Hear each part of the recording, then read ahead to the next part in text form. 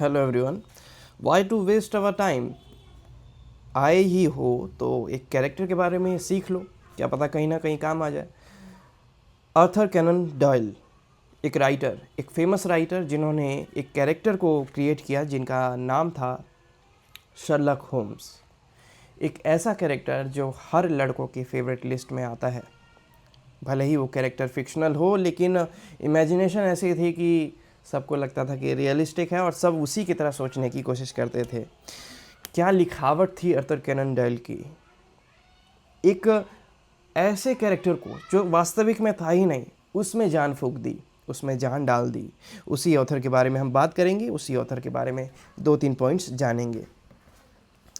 Scottish author थे, नाम था उनका Arthur Conan Doyle. Most fictional character English literature में उन्होंने क्रिएट किया। जेनर था सस्पेंस थ्रिल और कैरेक्टर का नाम था Sherlock Holmes. Arthur Conan Doyle का फुल नाम, पूरा नाम अगर जानने की कोशिश करें तो इनका पूरा नाम है sir Arthur Ignatius Conan Doyle. इनका जन्म हुआ था 22 मई 1869 को,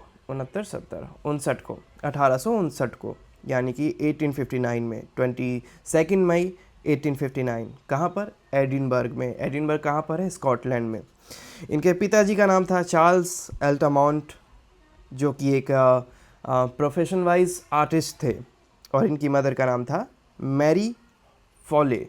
मैरी फॉले जो थी वो स्टोरी टेलर थी, और उसी का प्रभाव जो है, उसी का प्रभाव हमें देखने को मिलता है आर्थर कैनन डॉयल में। काफ़ी इंस्पायर करती थी अपने बेटे को कि वो लिखे, और मात्र 5 साल की उम्र में आर्थर कैनन डॉयल जो है वो एक शॉर्ट स्टोरी लिखते हैं जिसका नाम है Bengal tiger and a hunter. कितने साल की उम्र में? मात्र 5 साल की उम्र में। स्कूलिंग उनकी हुई थी जेसुट बोर्डिंग स्कूल से। कॉलेज उनका था Stonyhurst college. Avid reader थे वो, यानी कि एविड रीडर होता है जिसको पढ़ना बहुत पसंद होता है, ज़्यादा से ज़्यादा कंटेंट उनको देते रहो और वो अपना मग्न है पढ़ने में, उसको समाप्त करने में। तो एविड रीडर थे। उनके अंकल जो थे वो जर्नलिस्ट थे, और उनकी भी छवि काफ़ी प्रभाव डालती है आर्थर कैनन डॉयल पे कि वो लिखें। ठीक है। आर्थर कैनन डॉयल जो हैं वो एडगर एलन पो के एक डिटेक्टिव फिक्शनल जेनर से काफ़ी इंस्पायर थे। 1876 में उन्होंने यूनिवर्सिटी ऑफ एडिनबर्ग में मेडिसिन से रिलेटेड एक कोर्स कंप्लीट किया, यानी कि I don't know course complete किया या पार्टिसिपेट किया, बट इट्स मेंशन कि 1876 में वो उन्होंने ज्वाइन किया एडिनबर्ग यूनिवर्सिटी, जहाँ पर उन्होंने अपने मेडिसिन की पढ़ाई को आगे कंटिन्यू किया, और यहीं से उनकी लिखने की भी शुरुआत यहीं से देखने को मिलती है। अगर आप उनकी नावल पढ़ेंगे तो मेडिकल क्योंकि इनका फील्ड था तो वो रिलेट कर पाते हैं उस चीज़ से। उसको क्या कहते हैं, जो एक डॉक्टर का काम होता है इन्वेस्टिगेट करना, वो वाली चीज़ें, और कौन सा केमिकल यूज़ है, कैसा कैसा, वो सारे टचअप जो है आपको देखने को मिलेंगे इनकी स्टोरी में। और मैं हमेशा सोचता था कि एक राइटर इतनी डिटेल पॉइंट कैसे मेंशन कर सकता है। ये तो कोई प्रोफेशनली होगा जो जिसको उस फील्ड के बारे में पता होगा। फिर बाद में पता चलता है जब मैं इनके बारे में पढ़ता हूँ कि इनके पास मेडिकल स्ट्रीम जो है, इन्होंने मेडिकल कोर्स जो है इन्होंने कंप्लीट किया हुआ होता है।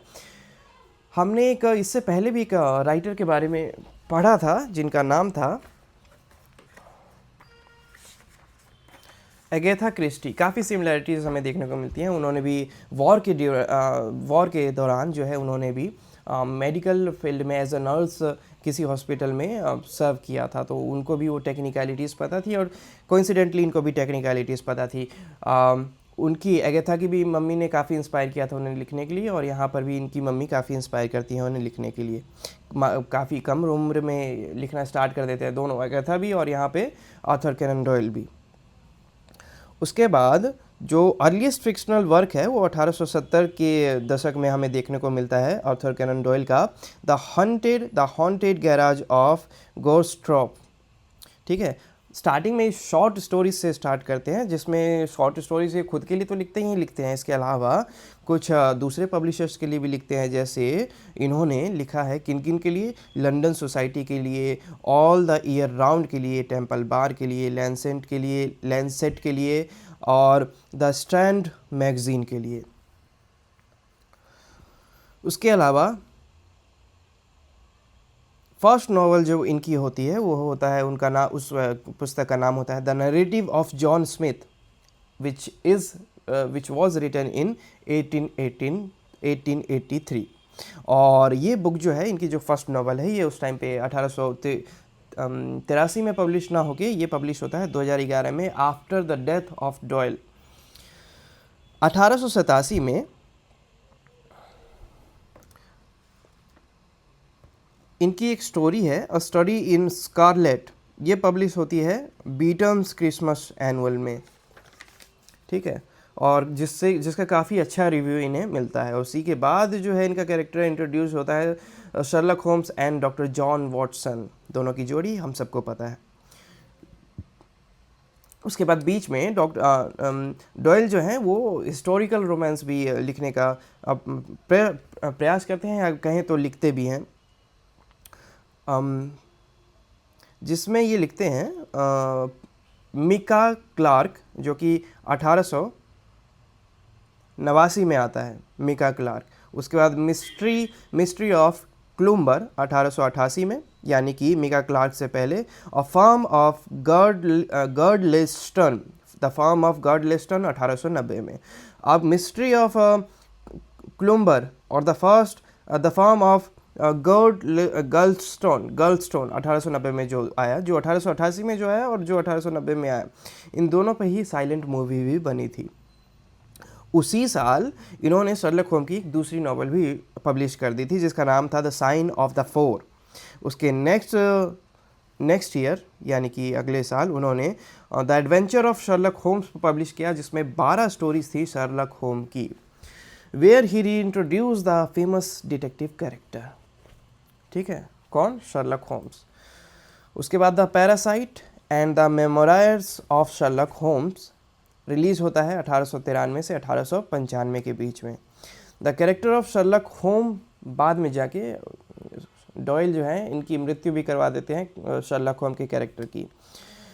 डॉयल शर्लक होम के कैरेक्टर की वजह से काफ़ी ज़्यादा जो है रिकॉग्निशन पाते हैं, और बनता भी है उनका कैरेक्टर जो शर्लक होम्स है वो सुपर डुपर हिट हो जाता है, और 50 से ज़्यादा डिटेक्टिव स्टोरीज़ में शर्लक होम का यूज़ किया जाता है, 50 से ज़्यादा डिटेक्टिव स्टोरीज़ में, ठीक है।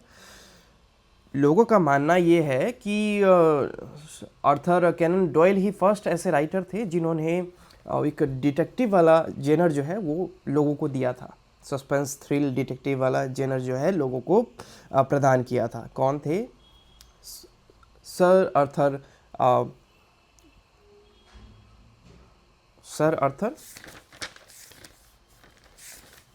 Cannon Doyle, sir Arthur Conan Doyle, okay.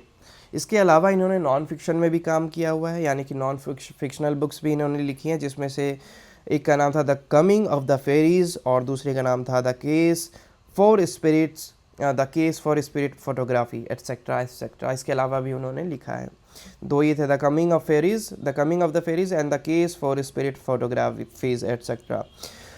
उसके बाद इन्होंने जो शॉर्ट स्टोरीज़ लिखी थी वो काफ़ी जेनर में लिखी थी, हॉरर में लिखी, सस्पेंस में लिखी, साइकोलॉजिकल में लिखी, थ्रिलर में लिखी, साइंस फिक्शन में लिखी, तो इन सभी जेनर में इन्होंने शॉर्ट स्टोरीज़ लिखी।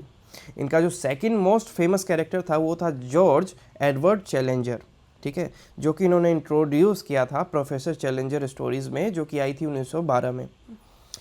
अब ये जो सीरीज़ थी जो आई थी, ये समवेयर साइंस फिक्शन स्टोरीज़ के अराउंड घूमती थी। इसके अलावा उन्होंने बहुत सारे नॉवेल्स लिखे और 100 से ज़्यादा छोटी कहानियाँ जो हैं इन्होंने लिखी। बात करें इनकी पर्सनल लाइफ की, तो शादी इन्होंने 2 बार की थी और उन 2 शादी से इनको 5 बच्चे हुए। इनकी जो मृत्यु है वो 71 साल की उम्र में हो जाती है। कारण था आकस्मिक मृत्यु, और किस लिए कैसे हुआ था? हार्ट अटैक से, यानी कि हृदय रोग से इनकी मृत्यु हो जाती है। कौन से किस एज में? 70, एट द एज ऑफ 71। कब इनकी मृत्यु हुई? 7 जुलाई 1930 में। कहाँ पर? इंग्लैंड में। तो यानी कि पैदा हुए ये स्कॉटलैंड में और मृत्यु हुई इनकी इंग्लैंड में 7 जुलाई 1930 को हार्ट अटैक से। So this was all about sir Arthur Conan Doyle. आपके साथ साथ मुझे भी अपॉर्चुनिटी मिली एक राइटर के बारे में इतने डिटेल से जानने की। हम बुक्स तो पढ़ते हैं लेकिन राइटर के बारे में नहीं जानने की कोशिश करते हैं। फ्री टाइम जब भी मिले रिसर्च वर्क करें, खुद भी सीखें, दूसरे को भी सिखाएं, क्योंकि ज्ञान बांटने से बढ़ता है। फ़िलहाल के लिए इतना ही। कोई डिफरेंट पर्सनैलिटीज़ के साथ फिर से मिलेंगे एक नए वीडियो में, इससे अगले वीडियो में। Up till then have a good time. Bye bye, thank you.